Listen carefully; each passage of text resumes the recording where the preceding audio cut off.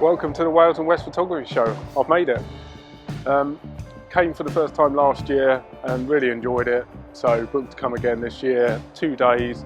It's maybe not enough for 2 days. It's kind of touch and go, but I've tried to book in lots of speakers this time around because the show, in terms of the photography shows, are on a lot smaller scale. But that's not to say it's not a great show, because it feels a bit more intimate, a bit more sort of kind of community driven. And as you can see behind me, the location is absolutely fantastic. Last year was sweltering hot. This year we've got a bit of cloud. It's still really quite warm already though for 9 o'clock in the morning. But it's a lovely air-conditioned building. So yeah, I've got a few talks lined up. Sports photographer, a few people I've never heard of, but that's not a bad thing. You know, you learn different things from different people. And then kind of out of my comfort zone, I've got a portrait session lined up with Gary Hill, who is Art of the Portrait on Instagram. Check out his work, it's very good.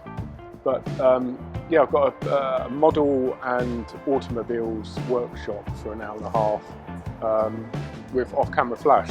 So a bit out of my comfort zone in terms of portraits. It's not something I do an awful lot of. So, and it was a reasonable price. You don't get this kind of opportunity to shoot with models and cars. You know, if you tried to do it yourself, it would be quite expensive. So yeah, looking forward to that. I'll show you around the show floor and give you some thoughts later on what I think. But yeah, it should be a good day.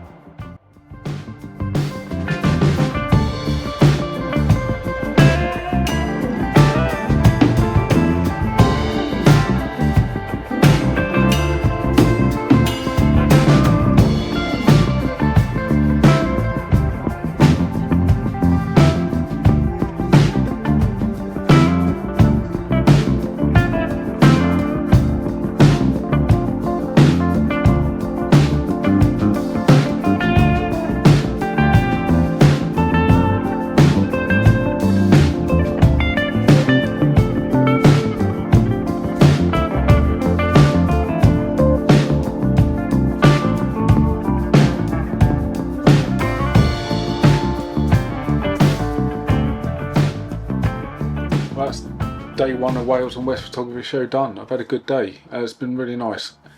Lovely light actually in a minute. Maybe I should get outside, but never mind. I'm in my glamorous hotel room. It's not glamorous, it's just a Premier room, but never mind, it'll do.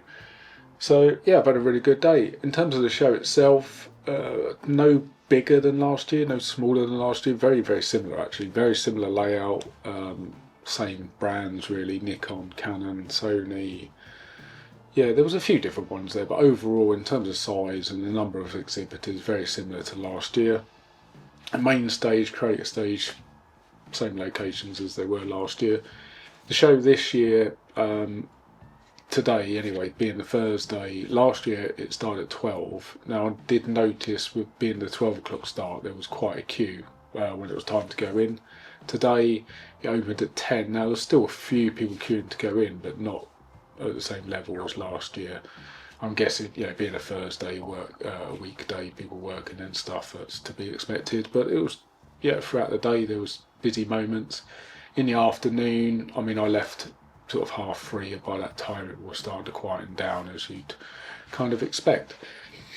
First thing I did was made a beeline for the three-legged thing stand, because they put on their Instagram that the first 20 customers to say some magic words would get a free magic wrap. So why not? It's a freebie. I like freebies. I don't entirely know what it is. It's like a really soft microfiber cloth. I mean, yeah, why not? So that was the first thing I did. And whilst I was there, I noticed that Nissi, the filter people, were right next door. Now last year, I've mentioned these a few times because I do think they're fantastic. Magnetic filter kit that I bought last year at the show. However, I've had a slight issue. The magnetic adapter that goes on the front of the lens, I've noticed a few rust spots, which, and I know I do seascapes, but I do try and look after my camera gear. So I thought whilst they're there that let's go and have a chat with them. They seemed quite surprised by it, and they were really great about it. They were like, yeah, here you go, here's another one, just like that. Fantastic customer service, and I do like to shout out good customer service, because it's not always the case. Yeah, they might. I mean, it might be a genuine issue that they know about, but they seem to be quite surprised, and they took my one away and said they were going to kind of look into it. But as far as I'm concerned, I've got a replacement one, so I'm happy. That was good. Then I went on and saw, I'm going to make a mess of his name, so I do apologise, Mikhail Malapa, sports photographer. Really good talk. Underwater photography, well, sorry, not just all underwater photography, but swimmers, and as part of that, some underwater photography.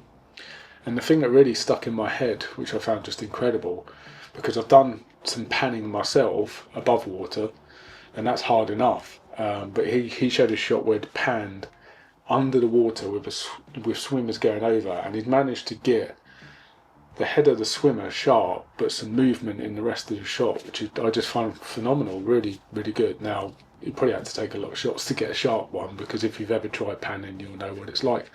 But still, fantastic shot. I think really nice guy, great talk. However, the creator stage, exactly the same location, exactly the same size as last year, and one of the problems is there's just not enough seating there. I don't know why.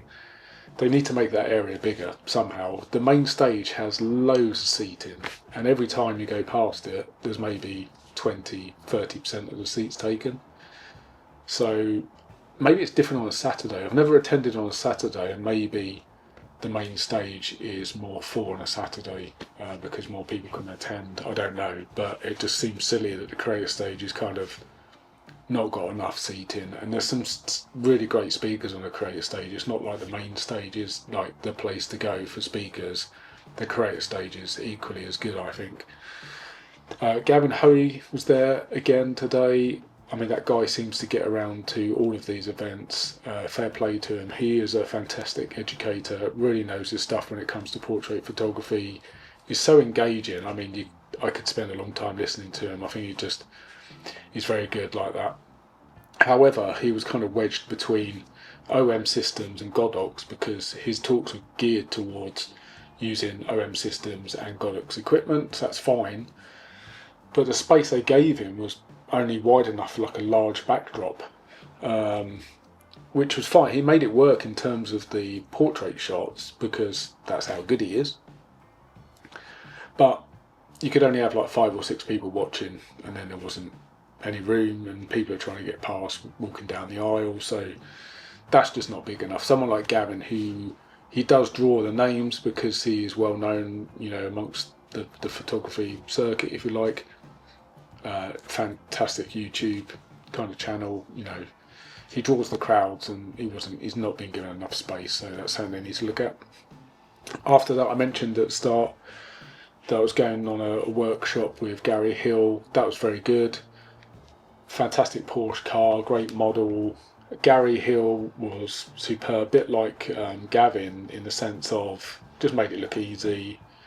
You know, boom, set light here, boom, set light here, take a great shot. Yeah, if only it was that easy. It's not. However, there were too many people on the workshop. There were 16 people. Now, it was only an hour and a half workshop. Granted, it wasn't expensive for what you got, but it was just too many people. They handed 4 triggers out, so you had 4 people trying to shoot fire flashes, which, you know, if you've worked with flash, you'll know that the problem with that is if, say, I was taking a shot and someone else took a shot at the same time, or very close to each other, then one of the flashes or both of the flashes would not fire for you because they hadn't had a chance to recycle. So that was a bit of a mistake. They should have just handed 1 trigger out and, you know, pass it around one person at a time. But you've got 16 people, that would have really, you would have been waiting a long time to have a shot. So just too many people on the workshop ultimately. But it was still worthwhile. And lastly for me was just show deals. So the Wales and West Photography Show is run by cameracenteruk.com. They're the main retailer there at the show. And to be honest, selfishly, I've only kind of really looked at the Canon deals, being a Canon shooter.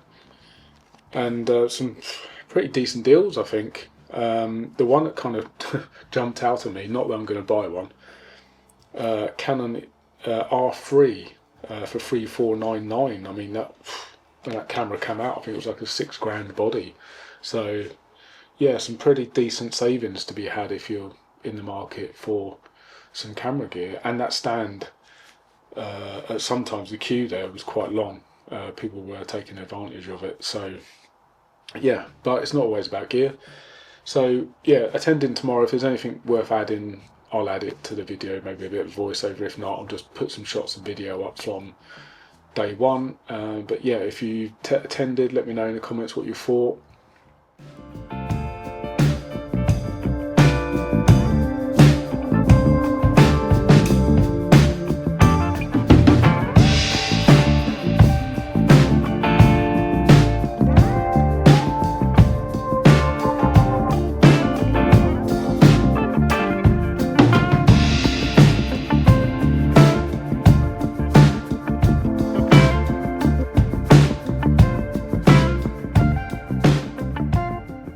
So day 2 of the Wales and West photography show. I've come outside to get some fresh air. It's actually, sun's come out, it's lovely. I've come to sit under a tree though. I'm not one for just sitting in the sun, but it's really nice. It's been a morning of talks. I said I'd only kind of give an update if it was worth giving an update, but yeah, it's been a really productive morning. I've seen 3 speakers already. It's not even 1 o'clock, all very different. First up was Tom Wilkins, not a name I was aware of, now following him on Instagram, but he's only been doing it just over a year, which is really kind of annoying because, I've been doing it a long time. But yeah, street photography, really nice chap. He spoke of a lot of things that, that I think we all have struggled with, fear, going up to people and saying, can I take your picture? It's daunting, it's not something that I do, and that's, that is the challenge with street photography. So that was really interesting. After that was Gary Hill, who I did the workshop with yesterday, and his talk was entitled Style Over Substance. It was all about getting back to the basics.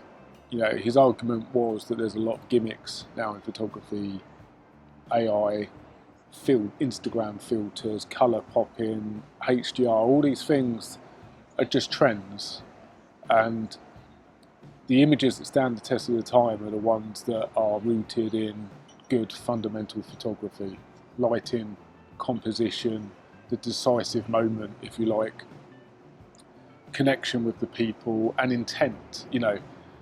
One of the things he said was, before you pick up the camera, ask yourself, what is it what is your intent? What is it that you're trying to tell with the image? Which, we're all guilty. I'm guilty of just, because we can, because digital makes it so easy, it's just taking loads of shots. But what is it that you're trying to do? So, and that's why these talks are good. And then I've just come out of a talk, so street photography, then we've gone into portraits, and now wildlife photography with Tesney Ward, not a photographer I've been aware of. OM Systems, very good. She spoke about, local wildlife, UK wildlife, which was interesting. I think we overlook kind of a lot of stuff locally because we all want to do that, that nice safari or go to Iceland, etc., etc. But we do have some good wildlife in this country that we should be photographing. One thing she did say that I found really interesting was she said you shouldn't touch your images for at least a week, and I am totally guilty of that. If I'm excited about something that I've taken, I want to download it that day, which often kind of leads to disappointment then, because you look at it and it can't kind of live up to that moment. Whereas if it's had time to breathe and then you come back to it, it's like, oh yeah, that's a nice reminder. She showed a puffin shot which was superb. Kind of a puffin looking up with just a sliver of light over the eye, and she said she forgot it was on a memory card for 2.5 years. I mean, if I took a shot that good, there's no way I'd be waiting 2.5 years to look at it. So, but that was interesting.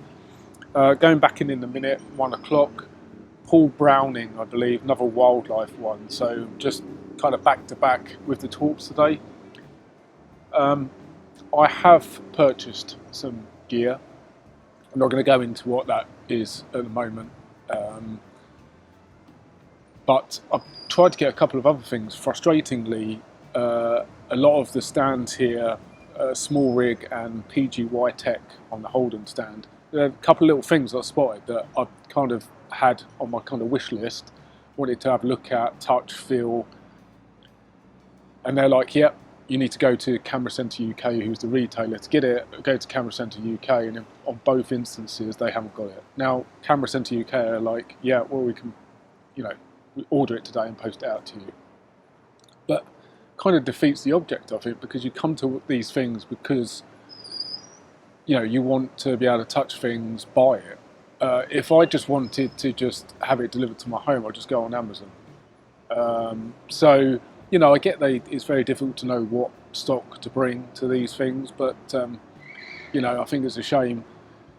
And these aren't big items that I was trying to purchase. They're kind of just small. What small rig was just a small tripod. The PGY Tech stuff, I wanted a suction mount inside car mount for this Osmo Pocket I'm talking to you on, but they didn't have them, which is a real shame. So, and I don't think it was a case of they've kind of sold out in one day. They just haven't bought them.